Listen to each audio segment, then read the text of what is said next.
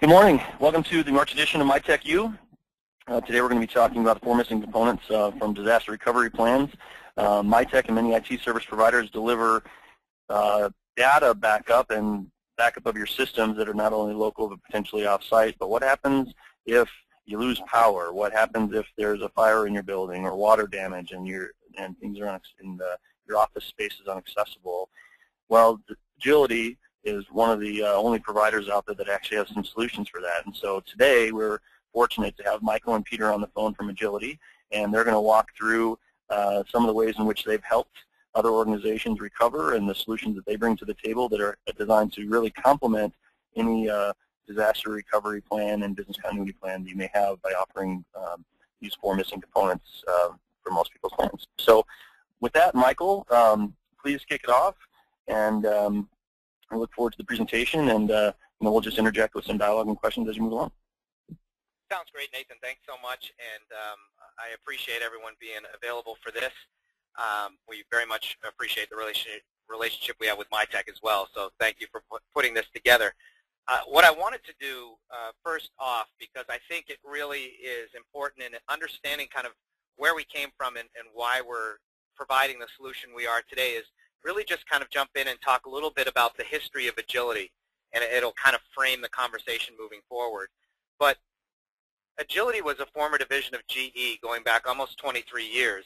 And the reason the solution existed back when they started this was GE saw a real need for businesses to be recovered at or near where they conduct business. So it was really an internal solution that they had created for their own business units, but that was very quickly adopted by other providers, and they formed partnerships with IBM and HP and others. And there was a real focus on the Fortune 1000 and large enterprise for these types of solutions. Now, when they started thinking about putting this together, the concept of business continuity, it's a huge subject. And you mentioned a few things in your introduction as far as storing data and things like that. That is not what we do. We don't do anything regarding the storage of data, nor some of the other things that you might have to consider if a disaster happens. You know, for instance, who's going to be placed in charge if the president's not available, or whatever the case may be. Just a really daunting task for all of these different areas. So what GE did was really look at the 4 capabilities that were necessary to get businesses back up and working. And those were office space, power, connectivity, so you have phone and internet access, and then the technology necessary, so computers and servers and the network peripherals that you would need to get back up and working. They put this together utilizing their own assets and really built out the infrastructure, because they, being General Electric, they had all of the capabilities and they had the money to build out this type of solution. In the 23 years of business, we've rescued over 1,000 businesses and never failed. So what happened about 8 years ago was Agility was acquired by Generation Partners. It's a private equity firm.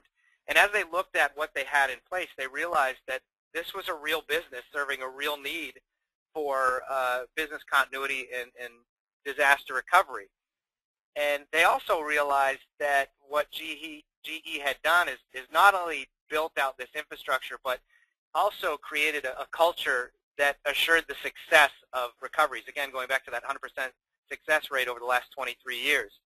And they saw that this was something that not only could be utilized by big business like the Fortune 1000, but certainly the small and medium-sized businesses, so more the 6 million rather than Fortune 1000. The problem was that the solution was really priced too high for the mid-market. It was just cost prohibitive for a small, medium-sized business to have access to the types of things that they would need to get back up and working. So what we did is kind of look at the way we might provide a solution that would be affordable to the small and medium-sized business, and what we came up with was the Agility Ready Suite. And the Ready Suite is made up of those 4 components: power, office space, connectivity for phones and internet, and the technology, computers and desktops and so on and so forth. And what we decided to do was provide a membership-based model where our members would pay us a small monthly fee to have access to all of our capabilities. There's a few things that were really important to this, and that is one of the really big parts of our solution is that we're not profiting at time of disaster. We're just providing the solution, getting you back up and working, and then we pass on the out-of-pocket costs associated with that recovery effort to you. So it's very transparent. You're working with a partner here. One of the other things we've done is we've created a planning capability known as My Agility, which allows you to work with our client services folks and basically start building out the things that you would need to know and we would need to know at the time of a disruption so that you can get back up and working. So from the moment you become a member of Agility, you'll start working with our member services team. They'll introduce you to this planning portal. It's password protected. You have a username. And we're gathering up things like how many critical people need to be rescued? What are the power requirements? And where is your data stored? And how do we access that, or how do you access that at the time of a disruption? We'd also gather up information regarding the types of computers and servers you're using so that we could make sure that we send you equipment that matches your specifications. We also would look into how you want calls handled at a time of disaster and gather up information related to your employees and, as far as contact numbers and how you would like to communicate with them. We also implemented an alert notification system within the planning tool as well, so you can send text and email messages out to any or all of your employees, letting them know what's going on. You could also send this on to customers to let them know that you've experienced a disruption. So this becomes a building block of all this. Yeah, so let's talk about that a little bit if you don't mind. One of the challenges when a lot of the customers that I'll work with, when we talk about disaster recovery and business continuity, it's just a really daunting task when we get to the topics of the actual technology part of it. The part that we do, it's actually relatively easy, right? That's actually something that we can make a simple and make an investment and make sure it's managed and tested on a regular basis, and so that's the easy part. But the idea of trying to invent this wheel of, gosh, how do I do communication? Where do I keep this plan? Do I keep a paper copy at my desk? But what if I can't get to my desk? Should I keep it at home? Those kind of components, it sounds like this portal is really designed to be, can you talk about a little bit the evolution of this portal and what kind of information and how people you recommend people interact? Absolutely, and you used a good word there, the evolution of the portal, because it is something that we've been enhancing over the years based on the types of disasters that we've encountered. So we'll often listen to our members, and they'll mention something that they'd like to have as part of this, and if we can do it, we'll do it, such as this alert notification system. But also, to your point, the concept of business continuity planning and disaster recovery is cumbersome. There's lots of things to think about. No one really knows where to start, and there certainly is no end point because this is a perpetual process. So for all those reasons is exactly why we exist in this space. We've made things very easy, number one, to be recoverable from the moment you become a member, but now also to start building this plan out over time. So you'll have access to the planning portal that has some easy-to-use templates and some easy places to store information related to the types of things you would need after an event. But you'll also have this access to our continuity planners that are part of the Agility Member Services group 24/7 that you can call up and ask for direction. So we've made it simple from the perspective that small and medium-sized businesses don't have the necessary personnel in place. You don't necessarily have the depth of personnel for all of the folks that are wearing multiple hats within the organization to have someone strictly focused on business continuity planning and recovery.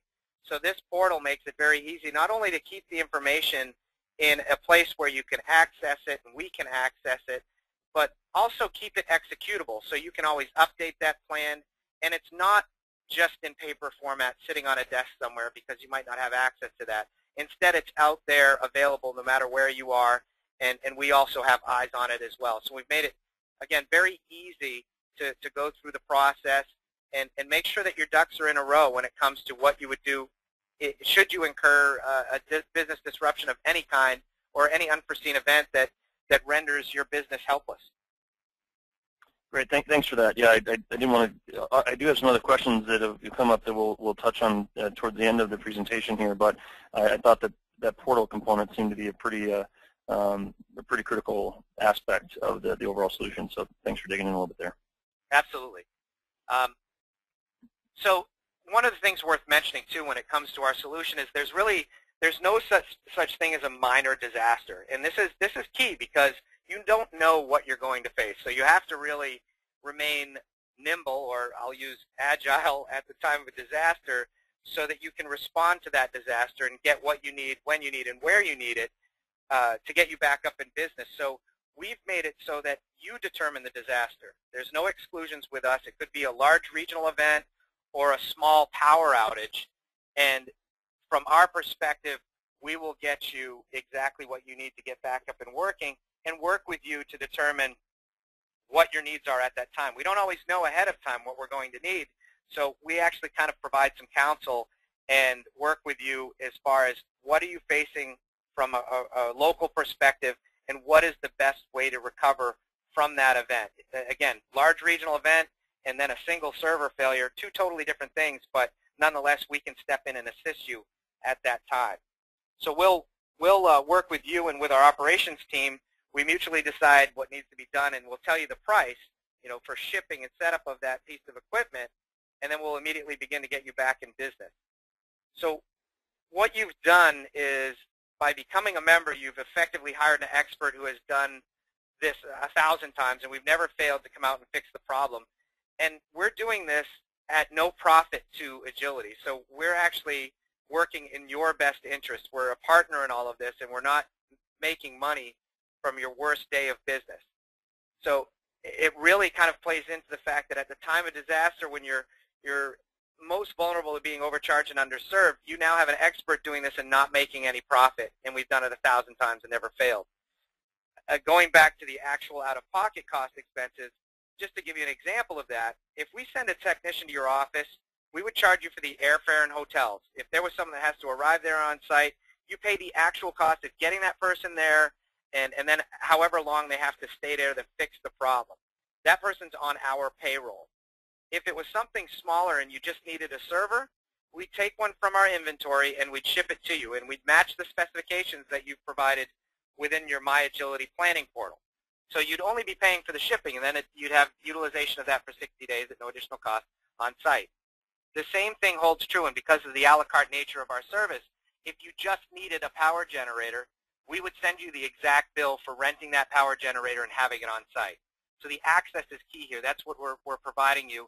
When all else in the area may be unavailable, we're giving you that invaluable access to assets regardless of the effects on a region. When you think about those out-of-pocket costs, if you didn't have Agility and you had the same disaster, you'd have all of those same costs. These were things you'd have to incur anyway, but no one else would do it without making any money. So we neither make money or lose money on the disaster, and with us it gets done faster, cheaper, and more effectively, and ultimately you're protecting yourself from the effects of supply and demand by the fact that you have access to assets that otherwise may be unavailable. It really comes down to the fact that many of us pretend that disasters won't happen, and if they do, it's definitely not going to happen to me. But they do. They do happen, and sometimes they're serious. If you don't have an executable plan like we've talked about here, you might have some ideas, some things that you think you might be able to gain access to, but if you don't have the executable side of the business, which is what we're providing here, you may not be in business, or certainly not as big a business 6 months after the event. So it's important that we look to Agility as a partner where there's lots of things that you do as business owners, or you have a specific job within the business. Maybe it's accounting, maybe it's HR, whatever the case may be, and then this is just another hat that you're wearing. And we don't expect you to be all things to all people. We're stepping in and taking a tremendous amount off the to-do list and allowing you access to those 4 basic building blocks so that you're not out there scurrying around trying to find power, office space, the connectivity for your phone and internet, and computers and servers and all of the other things that you might need. So we're allowing you to focus on what you do on a regular basis and taking a lot off your to-do list when the unthinkable happens. Michael, so let's take a moment if you can. I've gotten a couple questions and I've got a couple notes here that I want to touch on. So one of the other significant challenges that I see, for small businesses, and for instance, most of our customers are in Minnesota, and other than our pretty harsh winters that we can have, this year has been pretty mild, but some of the harsh, snowfalls like last year, how it collapsed the Metrodome, the roof of the Metrodome is an example. We definitely get some bad winters, but other than that, we do get some tornadoes, but we're definitely not in Tornado Alley. We're typically not getting the big ice storms like sometimes out east has because of the weather conditions out there. We're not getting hurricanes. We don't have earthquakes. So one of the things I feel that folks here in Minnesota are somewhat insulated from what people typically consider a disaster, right?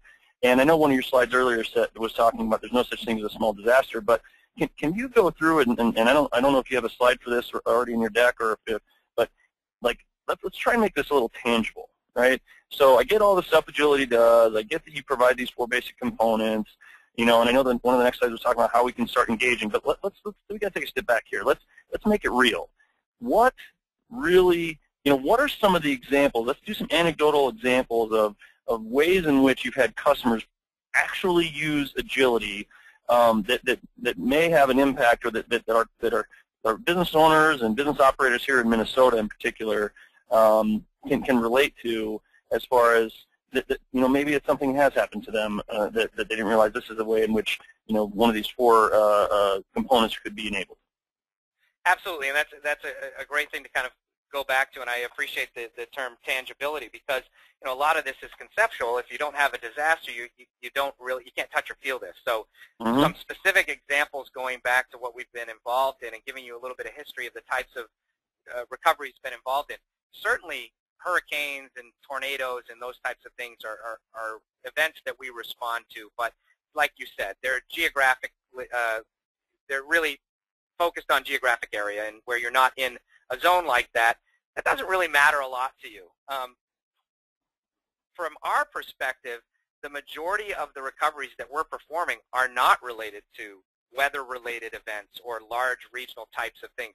I would say about 85 to 90% of the recoveries that we're performing on a regular basis are single office types of events. So contrary to what makes the news and the types of things that you see out there that really are the definition of a disaster, the things that we're responding to may seem smaller, but nonetheless they can be catastrophic to a business.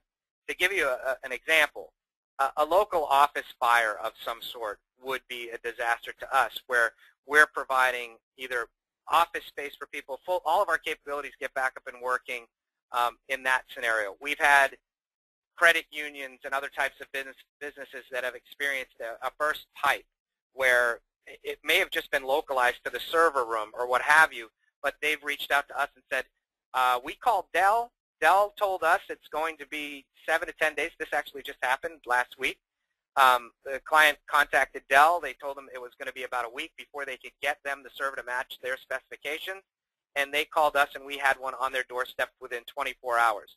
So we can fill in the gaps that exist with existing plans that you may have from the very small type of disruption, but again, it could be catastrophic to the business, whether it's a single piece of equipment or it's the need for a full office space or other elements that you need. It could be a local power outage. It could be that the public works or whomever, the public utilities, has dug up a line, a fiber line or connectivity to the building, and you just need connectivity, or you need us to help handle some calls in the meantime. It spans the gamut of different types of disasters. We had in Washington, D.C., and this is kind of ironic when you hear the story, but we had a business that was really, it was overtaken by rats, and they had to exit the building. They couldn't conduct business anymore because they had this rat problem. So we were able to get them another location to work out of temporarily while they figured out what they were going to do. Certainly not something you could see coming, but nonetheless, it impeded their ability to do business. And I believe their building was condemned after that, and they had to find another place eventually anyway. But there's thousands of examples that I could give in regards to the types of things that we're responding to for clients. Another example, we had a client that had a car crash into a utility pole that sent a power surge up to a business, and it destroyed the UPS, uninterruptible power supply that sat in front of their network, and they were exposed at that point, and they could not get another UPS. All the other avenues they tried, they couldn't get it. They called us, and we had one very quickly to them from our inventory. So, I mean, it really is, it's to your imagination when it comes to the types of areas and the types of events that we can respond to and get you any or all of our capabilities. But to your point, it's not the large regional events that are happening most often. It's not the tornadoes and the hurricanes that we're seeing the most recoveries come from. It's the single site burst pipe or power surge or you name it that's affected that one business that we're responding to and filling a gap that existed within their plan. Yeah, that's helpful. You know, some of those comments you made reminded me over the last several, little over a decade that Mytech's been in business, and I can think of a couple instances. Even theft, I imagine too. One of my customers, absolutely, they literally, someone threw a brick through their front window and stole their server out of their server closet. So that was an example. I remember a customer of ours that there was an ice storm. This was several years ago, and it knocked out a certain power grid, and it knocked it out, I think, on a Wednesday, and they didn't have power restored to that area until the following Sunday or Monday.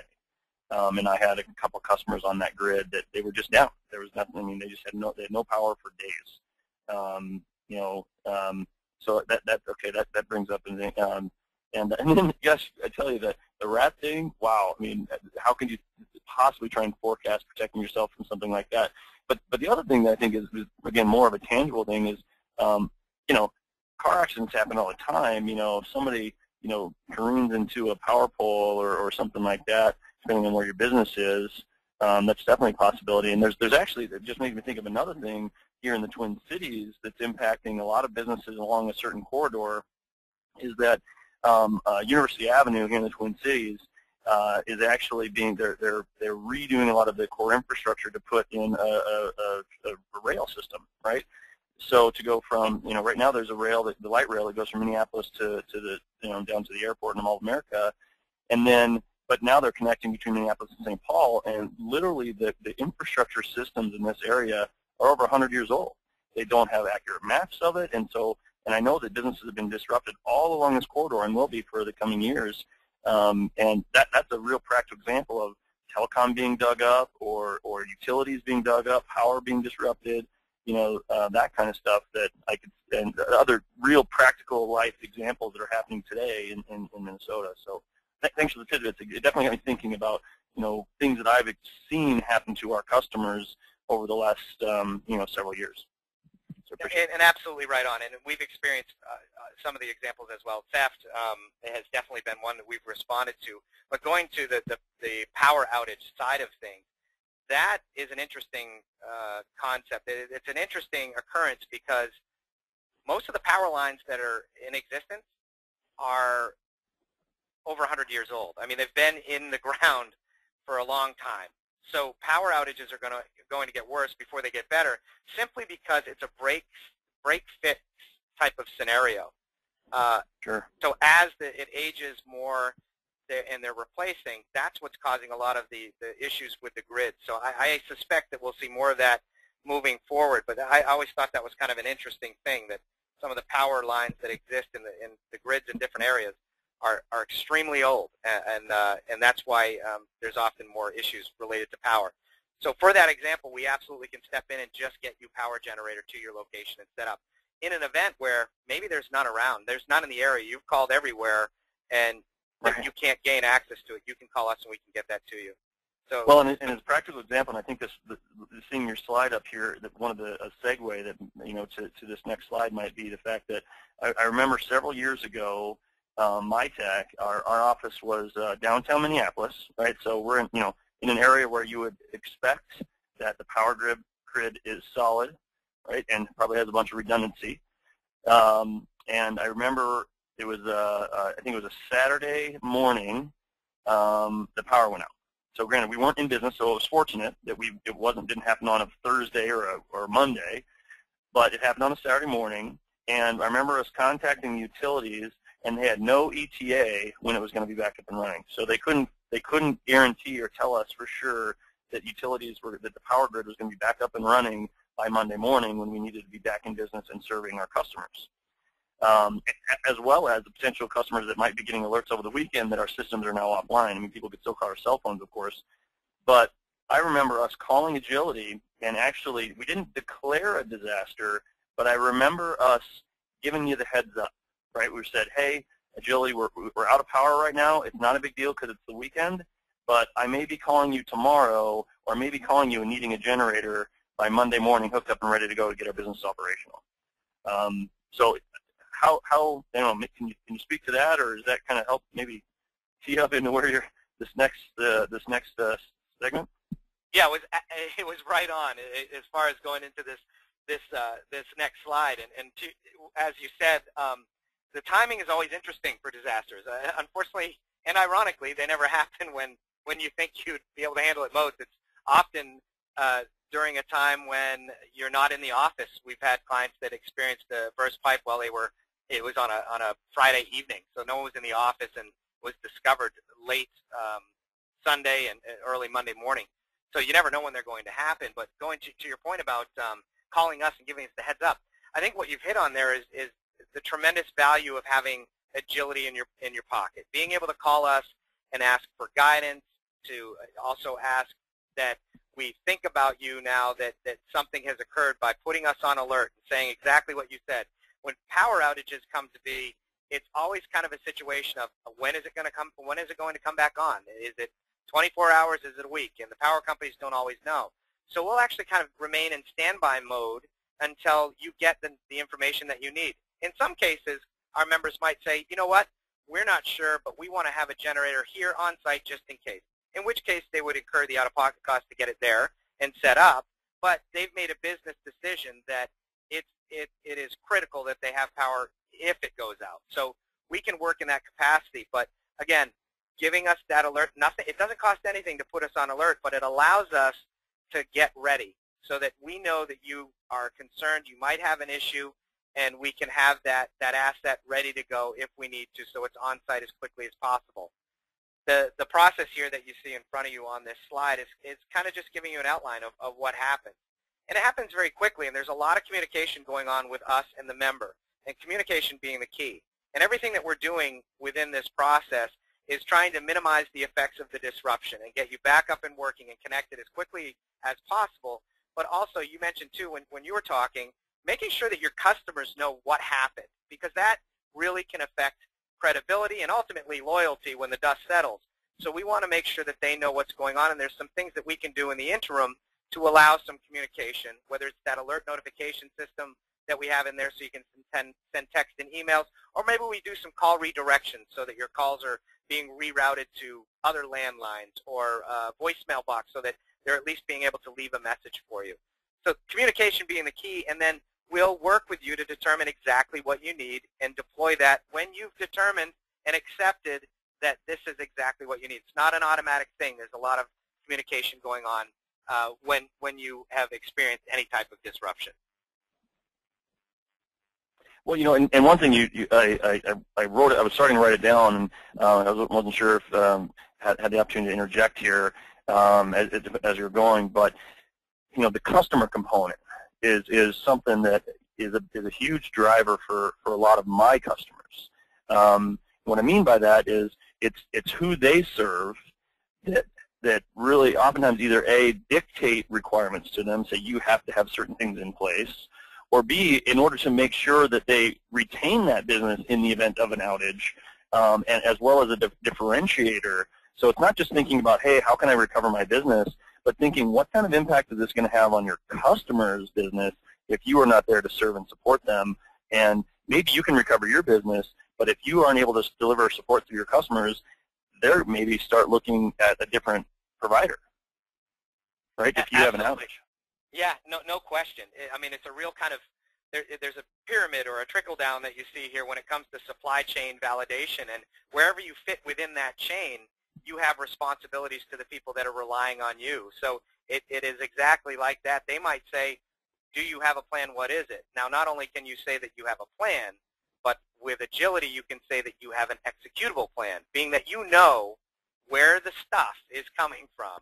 Right.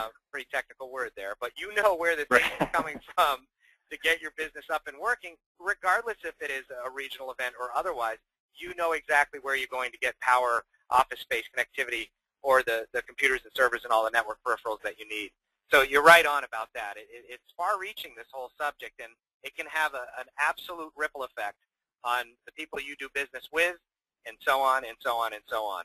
Right, and I imagine that, I mean, just thinking about it, again, one of the things I try and do when I keep these things in perspective is okay, you know, when you think about the investment cost of any you know, whatever, anything you're looking into, whether it be some technology investment or a equipment investment or an agility-like investment, and I bet that if folks, and you know, looking at Mytech, I can say the same thing. If for the investment cost of having agility in your back pocket, you know, any one customer would if we would lose a customer because of an outage that we experienced and we didn't have something like this in place, it would cost us way more than whatever agility would cost us as an investment on a monthly basis. I mean, you're just trying to put that in perspective. I mean, there alone, it would, you know, and I'm actually not trying to say sell it or this is just that this is a good option. But if I think about how could I potentially justify or make this practical for how it would apply to a business, my business or any other business, is whether or not you know, the loss of a customer because you weren't able to service them, would that pay for, you know, that loss, would it pay for the revenue gain, you know, would that pay for the solution? And my guess is that the answer would be yes.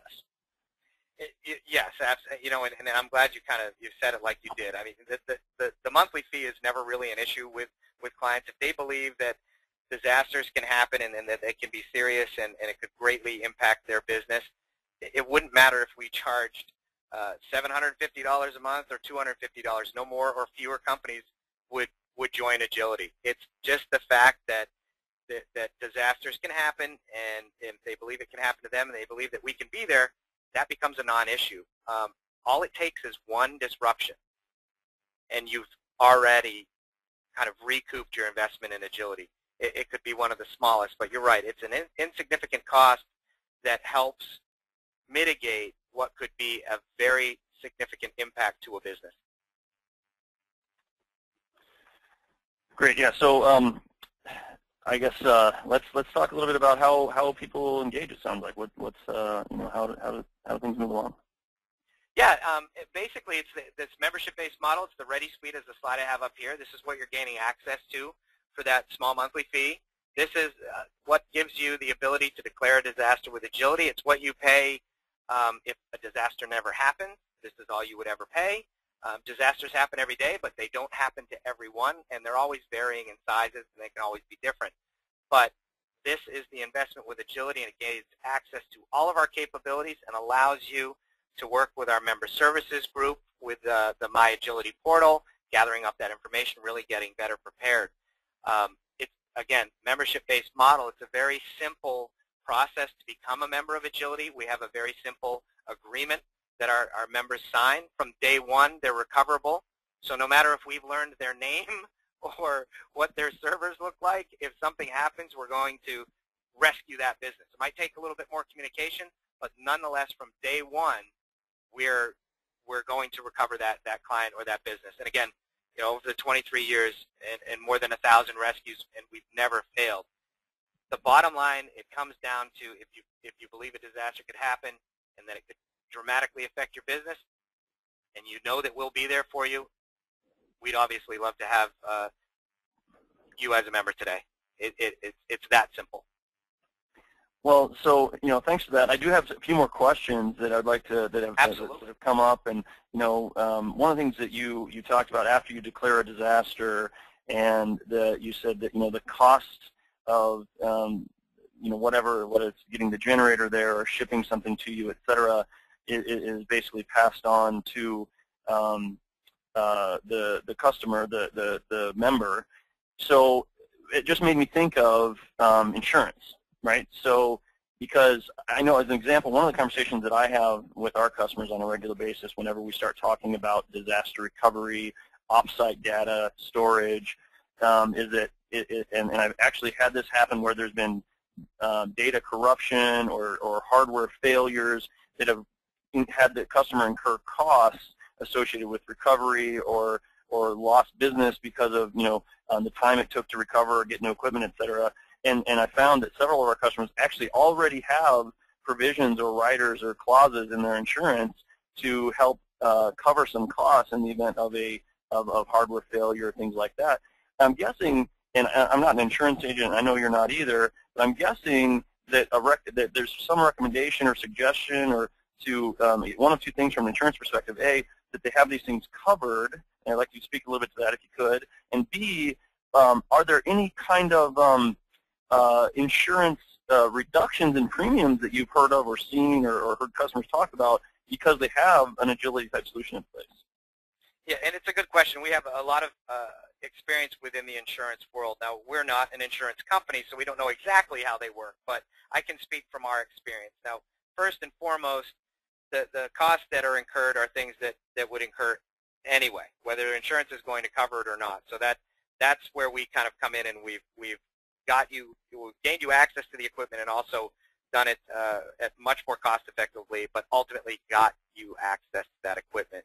When it comes to insurance, we're kind of the gap when you think about it from the business disaster and insurance, because insurance will provide money and they'll help you rebuild what you had. But in the meantime, if your business doesn't continue, you might have a building to go back to, but no business. So we're filling that gap within there, and there are portions of insurance that will come in and help pay for those out-of-pocket costs associated with getting you back in business. They're usually falling under business interruption insurance under extra expense. A lot of the cases we've been involved in, that has been covered. But nonetheless, you're back up and working and connected, and you've minimized the impact to your customer base. On a few occasions, we have seen reduction in premiums. It's certainly not a standard across the board, but I've definitely seen it in a few instances where there was a bit of a premium break.